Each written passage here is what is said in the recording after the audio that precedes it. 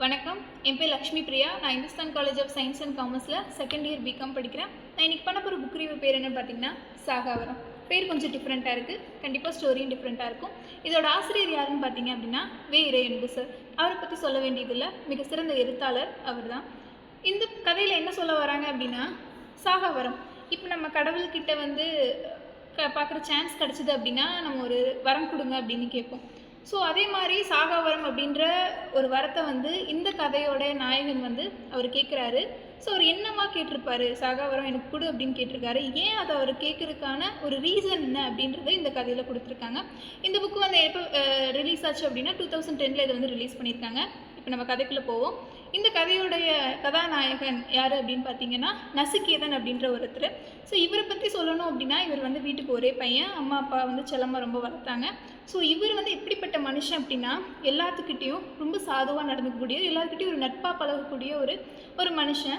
அது மட்டும் இல்லாமல் சின்ன வயசுலலாம் பார்த்திங்க அப்படின்னா இந்த விசேஷம் அப்படின்றதுக்கெலாம் வீட்டுக்கு நிறைய சொந்தக்காரங்க வருவாங்க. ஸோ அவங்களாம் வந்து நம்ம கூடயே இருக்கணும், அவர் எப்படின்னா எப்பவுமே கூட்டமாக நம்ம சேர்ந்தே இருக்கணும் அப்படின்னு ஒரு நினைக்கிறாரு. அதனால் சின்ன வயசில் என்ன தருவார், சின்ன சின்ன குறும்பு சேட்டையெல்லாம் பண்ணுவார். என்ன பண்ணுவாருன்னு பார்த்திங்கன்னா அவங்களுடைய ட்ரெஸ்ஸெல்லாம் எடுத்து ஒழிச்சு வைக்கிறது, அவங்க சாவியெல்லாம் எடுத்து கார் சாவி இருந்தால் தான் போவாங்க அப்படின்ட்டு எடுத்து ஒழிச்சு வைக்கிறது. ஸோ அவங்க நம்ம வீட்லேயே இருக்கணும் அப்படின்ட்டு ஒரு நினைக்கிற ஒரு பர்சன் தான் வந்து இந்த மாதிரி ஒரு நல்ல குணம் கொண்டவர் தான் நம்ம நசிகேதன் அப்படின்றவர். ஸோ இவர் வந்து என்ன பண்ணுறாரு அப்படின்னு தொழில் செய்கிறாரு அப்படின்னா தாவரவியல் ஆசிரியராக ஒரு ஸ்கூலில் ஒர்க் பண்ணிகிட்ருக்காங்க. ஸோ அந்த ஸ்கூலில் இருக்கிற ஸ்டூடெண்ட்ஸ்க்கு வந்து இவரை ரொம்ப பிடிக்கும். ஸோ இவர் பாடத்தை தாண்டியும் வந்து தன்னுடைய தன்கிட்ட இருக்கிற அறிவை வந்து மாணவர்களுக்கு கண்டிப்பாக சொல்லித்தரணும்னு நினைப்பார். ஸோ ஸ்கூல் பிள்ளைங்களுக்கும் வந்து அவர் ரொம்ப பிடிக்கும். ஸோ இப்படி போயிட்டுருக்கக்கூடிய இவருடைய லைஃப்பில் வந்து ஒரு பெரிய மாற்றம் நடக்குது. அது என்னன்னு பார்த்தீங்கன்னா அவருடைய நெருங்கி பழகின நண்பர் அவர் வந்து என்ன ஆயிடுறாரு அப்படின்னா இறந்துடுறாரு.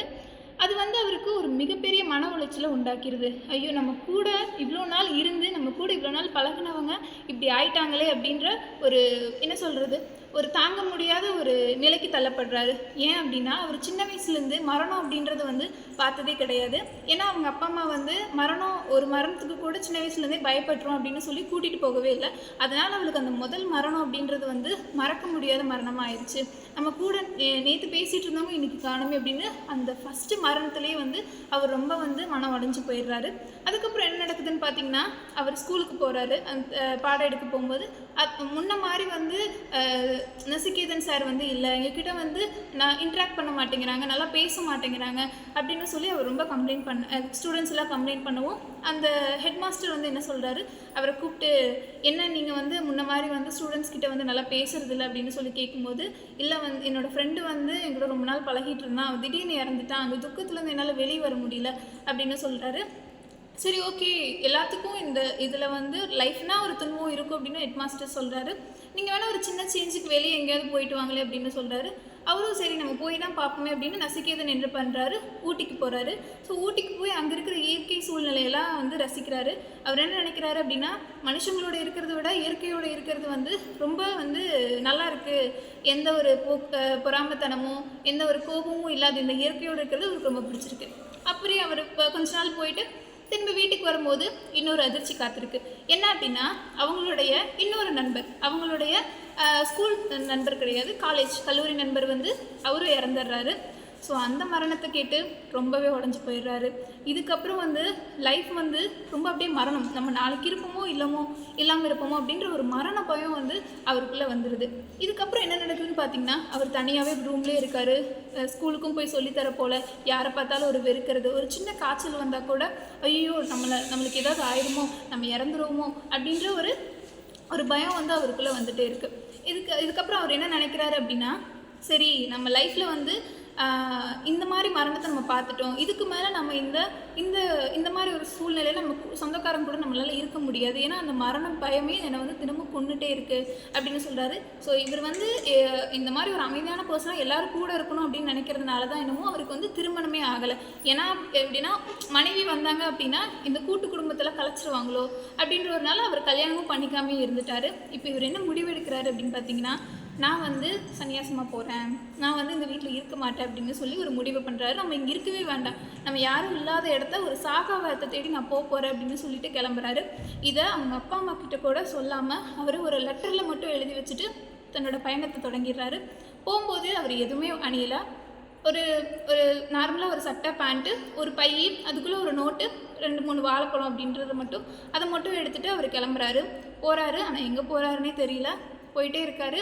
ஸோ ஒரு காடு ஒன்று வருது, அதுக்குள்ளே போகிறாரு. அங்கே நிறைய ஆபத்துகள் இருக்குது, நிறைய பாம்புகள் நிறைய விலங்குகள் அவரை துன்புறுத்துது. ஆனால் அவரை எதையுமே அதெல்லாம் வந்து என்ன பண்ணிக்கிறது, நம்ம மனுஷனாக வந்து இருக்கணும், நம்ம மனுஷன்தான், ஆனால் இதெல்லாம் வந்து நம்ம கடந்து போனால் தான் நம்ம சாகாவரத்தை அடைய முடியும் அப்படின்னு யோசிச்சுட்டு தனக்கு என்ன பிரச்சனை வந்தாலும் பரவாயில்ல, நான் சாகாவரத்தை தேடி போவேன் அப்படின்னு சொல்லிட்டு கிளம்புறாரு. போனோடனே ஒரு கொல்லிமலை அப்படின்ற ஒரு இடத்த அடைஞ்சிடுறாரு. அந்த இடத்துல என்ன அப்படின்னா ஒரு முனிவர் வந்து இருக்கிறாரு. அவர் ரொம்ப வருஷமாக அந்த இடத்துல இருந்துகிட்ருக்காரு. அவர்கிட்ட போயிடுறாரு. அவர் வந்தோடனே வா, நீ வந்து கரெக்டான இடத்துக்கு தான் வந்திருக்க அப்படின்னு சொல்கிறாரு. அவருக்கு ஒன்றுமே புரியல. நம்ம வந்து அது எப்படி இவருக்கு தெரியும் அப்படின்னு யோசிக்கிறாங்க. ஓ, இவர்கிட்ட தான் வந்து நம்ம சாகாவரத்தை வந்து தேடி வந்திருக்கோம், அப்புறம் இவருக்கு தெரியும்ல நம்ம சாகாவரம் என்றது, அதை வந்து கேட்குறாரு. நீ தேடி வந்தது உனக்கு கண்டிப்பாக கிடைக்கும் அப்படின்னு சொல்கிறாங்க. அப்போ வந்து ஒரு நைட் டைம் ஆயிடுச்சு. ஸோ இருக்கிறத 2 பேரும் ஷேர் பண்ணி சாப்பிட்டு தூங்கிடுறாங்க. அதுக்கப்புறம் காலையில் விடியுது. ஸோ அந்த முனிவர் வந்து கொண்டு வந்து ஒரு மூட்டை, ஒரு பஞ்ச் ஆஃப் மூட்டையை வந்து கொண்டு வந்து அவர் முன்னாடி கொடுக்குறாரு. இது என்ன சாமி அப்படின்னு கேட்கும்போது முனிவர் சொல்கிறாரு, இது வந்து ஓலைச்சுவடி, இதுக்குள்ளே வந்து நீ தேடுறதுக்கான பதில் இதுக்குள்ளே இருக்குது அப்படின்னு சொல்கிறாரு. அவருக்கு அது உடனே ஆர்வம், நம்ம இதை படித்து அந்த இதில் இருக்கிற சாகாவரத்தை எடுத்துட்டேன்னா நான் சாக மாட்டேன் அப்படின்னு நினைக்கிறாரு. அதே மாதிரி அவர் அதை ஒரு க்ளூவாக கொடுத்து சொல்கிறாரு, இந்த ஓலைச்சுவடியில் இருக்கிறத நீ எல்லாத்தையுமே படிக்கணும் அப்படின்னு சொல்கிறாரு. நீ இது ஒன்று மட்டும் படிச்சுட்டு அவசரப்படாத, இது எல்லாத்தையுமே படிச்சினா தான் உனக்கான விடை கிடைக்கும் அப்படின்னு சொல்லிடுறாரு. இவர் நசிகேதன் என்ன பண்ணுறாரு, அதை படிக்க ட்ரை பண்ணுறாரு. ஆனால் அதில் இருக்கிற வார்த்தைகள் புரியாமல் இருக்குது. சொல்கிறார் முனிவர்கிட்ட, எனக்கு இருக்கிற வார்த்தைகள் எதுவுமே புரியல அப்படிங்கிறாரு. நீ வந்து ஒரு தடவைக்கு 5 தடவை படி, அப்போ தான் அதில் இருக்கிற வார்த்தைகள் உனக்கு புரியும் அப்படின்னு சொல்கிறாரு. அவரும் ட்ரை பண்ணி படிச்சிட்டாரு. அதை படித்து முடித்தோடனே அவருக்கான விட கிடச்சிருது. உடனே சந்தோஷம். அந்த சந்தோஷப்பட்டு அதை போய் முனிவர்கிட்ட சொல்லும்போது முனிவர் இறந்துடுறாரு. அந்த முனிவரை பார்த்து அவருக்கு அழுகணுன்னே தோணலை. ஏன்னா அந்த இறப்பை பார்த்து அவருக்கு சந்தோஷம்தான் வருது. அப்போ இதுதான் ஒரு சாகாவரம் அப்படின்னு நினைக்கிறாரு. அவருக்கான க்ளூ கிடச்சிருச்சு. அவர் கிளம்பிட்டார். அவருக்கு செய்ய வேண்டிய ஈமச்சடங்குகள் அப்படின்னு சொல்கிறதெல்லாம் அந்த முனிவருக்காக செஞ்சுட்டு இவர் அந்த இடத்த விட்டுட்டு வந்துடுறாரு. இவர் சாகாவரத்து இப்போ அதுக்கான க்ளூ அந்த ஓலைச்சுவடியிருந்து கிடச்சிருச்சு இல்லையா. அவர் இது என்ன சொல்லியிருக்காரு அப்படின்னா, அந்த ஓலைச்சுவடி நீ படித்து முடிச்சதுக்கப்புறமா எரிச்சிரு அப்படின்னு சொல்லியிருக்காரு. இவரும் என்ன பண்ணிட்டாங்கன்னா கொஞ்சம் அதை பற்றி சாகாவரது இருக்கிற இடம் தெரிஞ்சோடனே அவர் என்ன பண்ணிட்டாரு, அதை வச்சு அவர் மேலேயே போட்டு கொளுத்திட்டார். இப்போ அவர் வந்து சிரஞ்சீவி வெளி அப்படின்ற ஒரு இடத்த தேடி அங்கே போகிறாரு. அங்கே தான் சாகாவரம் அடைஞ்சவங்களாம் இருக்காங்க அப்படின்னு அந்த ஓலைச்சுவடியில் சில என்ன சொல்கிறது, ஒரு மாயமான கருத்துக்கள் உள்ளே இருக்குது. அதை அவர் கண்டுபிடிச்சி நிறைய பல தடைகளை கடந்து உள்ளே போயிடுறாரு. போயிட்டு அந்த சிரஞ்சீவி வெளிக்குள்ளே போயிடுறாரு. அங்கே உள்ளே என்ட்ராகும்போதே அங்கே நிறைய குரல்கள் வந்து இங்கே வராதிங்க அப்படின்ற மாதிரி ஒரு குரல் வந்து எழும்புது. ஆனாலும் நான் சாகாவரத்தை தேடி தான் கரெக்டான இடத்துக்கு தான் வந்திருக்கேன் அப்படின்னு சொல்லிட்டு உள்ளே போகிறாரு. உள்ளே போன உடனே அப்படின்னா அங்கே இருக்கிற மனுஷங்களை எப்படி இருக்காங்க அப்படின்னா பாறை, இட்ஸ் லைக் பாறை மாதிரி தான் இருக்காங்க. அதாவது எந்த அசைவும் இல்லாமல், அவங்க உடம்புல ஆடை இல்லாமல், அவங்க நிர்வாணமாக தான் இருந்தாங்க. ஆனால் அவங்க அதை பற்றி எதுவுமே கன்சிடர் பண்ணிக்கல.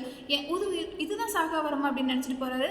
போயிட்டு அங்கே ஒரு மனுஷங்க, ஒரு சாமியார் வந்து ரொம்ப வயசாகி உட்காந்துருக்காரு. அவரை பற்றி கேட்குறாரு. ஏங்க, நான் இங்கே வந்து சாகாவரத்தை தேடி தான் வந்திருக்கேன் அப்படின்னு சொல்கிறாரு. அவர் நீ கரெக்டான இடத்துக்கு தான் வந்திருக்க அப்படின்னு சொல்கிறாரு. சரி, அவருக்கு ரொம்ப பசிக்க ஆரம்பிச்சிருச்சு. அந்த பழத்தை எடுத்து சாப்பிட்லாம் அப்படின்னு நினைக்கிறாரு. ஆனால் அந்த பழத்தை எடுத்து அவரால் சாப்பிட முடியல. ஏன் அப்படின்னா அந்த சிரஞ்சீவி வெளி அப்படிங்கிறது வந்து என்னென்னா, எது நிலையாக இருக்கோ அது அப்படியே தான் இருக்குது. ஒரு பாறை எப்படி வந்து அதுக்கு எந்த அசைவும் இருக்காது, அங்கே இருக்கிற மனுஷங்களும் அப்படியே உறைஞ்சி போய் அப்படியே தான் இருக்காங்க. அவங்களுக்கு வயசும் ஆகாது, அவங்களுக்கு பசிக்கவும் செய்யாது, தாகமும் எடுக்காது. அங்கே இருக்கிற மரம், செடி, கொலைகள் எதுவும் பூக்காது, காய்க்காது. அது அப்படியே தான் இருக்கும். நீங்கள் யோசிச்சு பாருங்கள், நம்ம வந்து மனுஷனாக இருக்கும்போது நம்ம வந்து அந்த மாதிரி ஒரு இடத்துல கொண்டு போய் விட்டோம்னா பசிக்காது, தூக்கம் வராது, எந்த சந்தோஷத்தையும் அனுபவிக்க முடியாது. அப்படி ஒரு இடத்துல கொண்டு போய் விட்டோம்னா நம்மளால் இருக்க முடியுமா?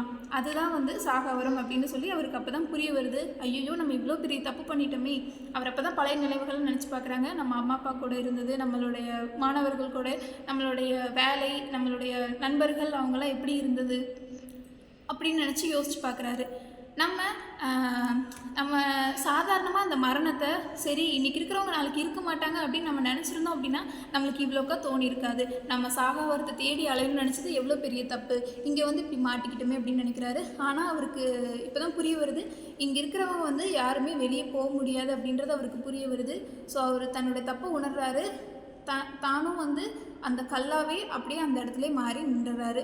ஸோ மரணம் அப்படிங்கிறது வந்து கண்டிப்பாக பிறப்பு அப்படின்றது தான் ஒரு இறப்புன்னு ஒன்று இருக்கும். அதை நம்ம புரிஞ்சுக்கிட்டோம் அப்படின்னா வந்து இந்த மாதிரி காரியங்கள்லாம் செய்ய மாட்டோம். ஸோ அவருடைய முயற்சி சாகாவரத்தை தேடி போய் அடையிறது கிடையாது, தன்னை வந்து ஒரு சாகாத மனுஷனாக ஆக்கிக்கிட்டாரு. ஸோ அப்படி இருக்கிற மனுஷனுக்கு வந்து நம்ம எதுக்கு சாகாவரம்? சாகாவரம்னா என்னன்னு நீங்கள் நினைக்கிறீங்க? நம்ம அதே மாதிரி இருக்கணும், சந்தோஷமாக இருக்கணும், வயசாகக்கூடாதுன்னு அப்படின்னு நினைப்போம். ஆனால் இந்த சாகாவரம் அப்படிங்கிறது வந்து ஒரு பாறை மாதிரி அப்படின்னு சொல்கிறாங்க. ஸோ மரணம் அப்படிங்கிறது வந்து இது இயல்பாக எடுத்துகிட்டு போயிட்டோம்னா எந்த பிரச்சனையும் கிடையாது. ஸோ அது நம்ம ஒரு நம்ம இது சாகாவரத்தை தேடி போய் அலையணும் அப்படிங்கிறது வந்து இது வந்து ரொம்ப விபரீதமான ஒரு முடிவு. அப்படிங்கிற வர்றதை ஏற்றுக்கொள்கிறது அப்படிங்கிறது வந்து இந்த கதையோடைய ஒரு தீமாக சொல்கிறது. என்ன வருதோ நம்ம ஏற்றுக்கணும். பிறப்பு இறப்பு ரெண்டுமே நம்மளுக்கு நடக்கக்கூடியது அப்படின்றது ஏற்றுக்கிட்டோம் அப்படின்னா இந்த உலகத்தில் என்றைக்குமே பிறப்பு அப்படிங்கிறது வந்து ஒரு சந்தோஷமாக தான் இருக்குது அப்படின்னு சொல்லி இந்த கதையில் சொல்கிறாங்க. அவ்வளோதான். கண்டிப்பாக இந்த கதையை நீங்கள் படித்து பாருங்கள். நன்றி.